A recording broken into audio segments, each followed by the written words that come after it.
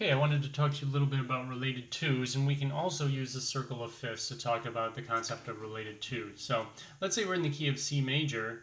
If we go two to the right, we come up to the two chord in C major, right? So this would be a D minor 7, G7 going to C. So let's say we were in C major and we had all no sharps or flats, right? Just natural. So D minor 7, G7, and C major 7, for example. All right, and if we're in the key of E, then we would have an F sharp minor, a B7, and then an E major 7, for example. And that's all in the key of 4 sharps, right?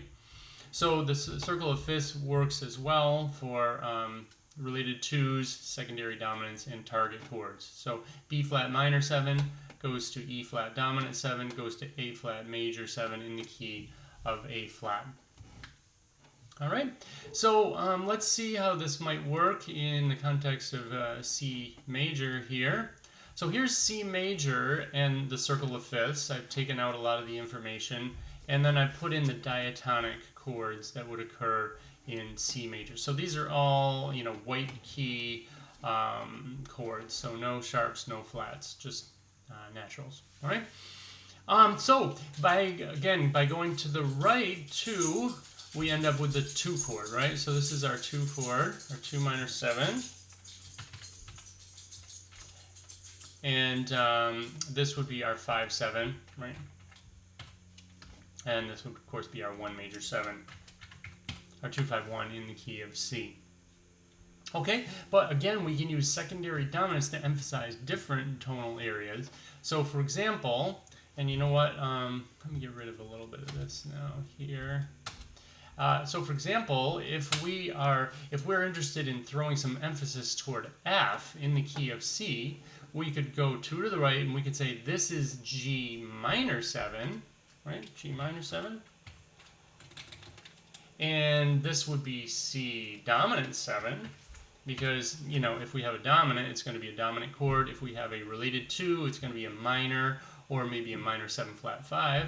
And over here, of course, our target chord is still going to be F major 7. So it's still going to be our 4 major 7. All right, so what is this now? This is a related 2, right? A related 2 of sorts. It's not going to get a Roman numeral. We'll talk about that later. This is going to be our 5-7 of 4. And of course, this is going to be our 4 chord over here, 4 major 7.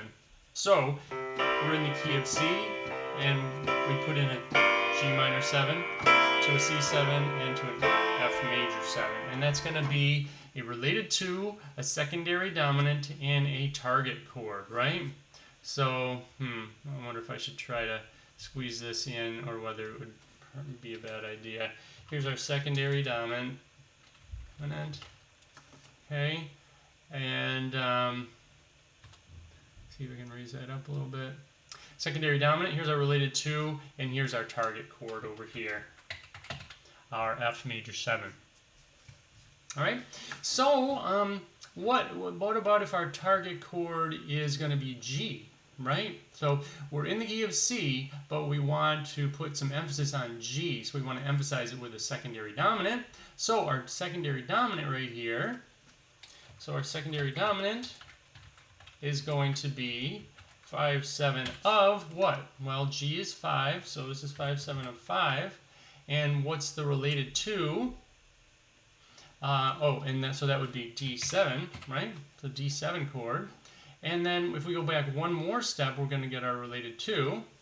So our related 2 is going to be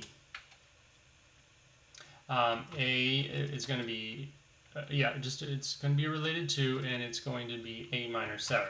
Now, interestingly enough, A minor 7 is diatonic to the key already. So what is it? It would still get a Roman numeral. So 6 minor 7. So even though it's a related 2, it's also a 6 minor 7. It's also a diatonic chord. So we're going to call it a dual function chord, and we'll get to that a little bit later. So here's our, we're in the key of C, but we've got an A, D7, to a G7 and back to C, for example. So that would be a related 2. Here's our secondary dominant, D7, and then we, oh, that should be G7. G7 is going to be, oh, well, sorry, I was thinking about something else. So if G7 is going to be 5-7, right, in this case, because we're going related 2, secondary dominant, and then target chord. So our target chord is 5-7. Can you hear my dog in the background rattling his collar? Okay, so one more with this, and let's say A minor 7. Let's say we want our target to be A minor 7, okay? So we go 2 steps to the right, and we get the related 2. So the related 2 is going to be, now, we could use B minor 7, right? Because B minor 7 would be the 2 in the key of A. But often when we're in a minor key, we think about not a minor key, we have a minor target, right? Often we're going to think about what the 2 would be in A minor. All right, so what is the 2 in A minor? It's a minor 7 flat 5, so that would be B minor 7 flat 5. So look, that one is diatonic as well. So we can, as a related 2, we can use a minor 7 flat 5 as well. So the related 2 is actually 7 minor 7 flat 5, and that gets a Roman numeral. All right, and then of course E7 would be our secondary dominant. And what is it? It's going to be 5-7 of, well, 6 is the target chord, so this is a 5-7 of 6 chord, right? And that's going to be E7. So we could go B minor 7 flat 5, E7, A, and that would be a related 2, secondary dominant, and a target chord of A, of 6. All right, so we're in, here we go. And now we're in A minor, all right? And then from A minor, we could go D minor, G to C, and then finish it out, for example.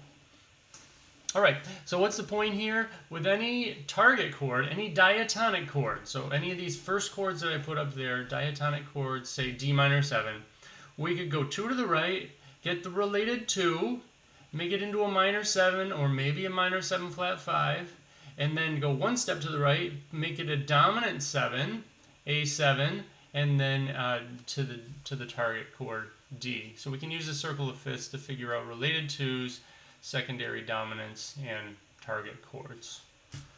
Okay.